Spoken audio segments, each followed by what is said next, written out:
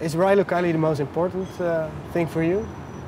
If you had to choose for one career, what would you choose? I think right now it is. You know, who's to say what you will end up doing in the future? You know, right now I think we're all really focused on this and, you know, working hard. And I don't know, I think the older you get and the more little successes you have, the more you recognize that that doesn't necessarily bring happiness. So I think the most important thing for all of us is to be happy, you know? And whatever that means in that moment is, I think, what we'll chase down, you know? So right now we're doing Rilo Kiley, and tomorrow, who knows? Maybe I'll take up hang gliding, and maybe Jenny will write an opera. It's hard to say, but in this moment, Rilo Kiley is what we're doing. Okay. Because your last album is more adventurous. More adventurous, yeah. Adventurous, just okay. I thought you pronounced it different. But, that's 3 years ago, 4 years ago. Wow. Is that right? Yeah. It came out 2004, 3? 2004, I think. It was a while ago. Yeah. We were younger then. How do you look back on that album? Yeah, was it very different? The music or the process? I heard the music, but were you a very different band back then? I think we were different people back then. You know, Yeah. some of us were still in our 20s, and a lot happens, you know, and we've gone off and done a lot of things separately, and Yeah. I think we were in a completely different mind state when we made more Adventurous. And what was the mind state? Can you describe that? Well, we were in a studio in Nebraska, and it was like 30 below zero out, and I think we still were like,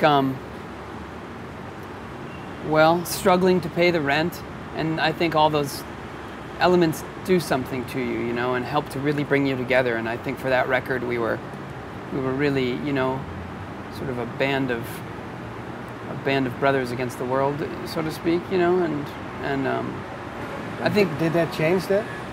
Well, I don't know. I mean, we've spent the last, like, you know, year apart, so I think that it's hard to come back to that, you know. I think we grew up separately in a way over the last year and a half, and have now come back with a lot of, hopefully, wisdom and you know, and I don't think we're the same band of brothers and sisters or whatever against the world, but I think maybe we're something better than that, you know. And how would you describe that? I think we're less attached to each other. We know we don't absolutely need each other to survive, you know. I think there's a freedom in that. Okay. I think it can be very liberating. Yeah. Okay. And now the new album, Under the Blacklight. It sounds like a sexy album to me. How would you describe it? I've been describing it as the most regrettable sex I never had. Most regrettable sex you ever had? Never had. Never had. Okay, can you explain that a bit more? You know, a lot of the songs are based on characters that I've observed over the past couple of years, people that we've come in contact with, people that we actually haven't spoken with, and possibly their secret lives while living in Los Angeles. Yeah. Can you give an example of one of the songs, like 15? That's about like internet. It can be, yeah. I mean, it's broad enough where it could, you know, it could have existed via letter or Telegram. Telegram.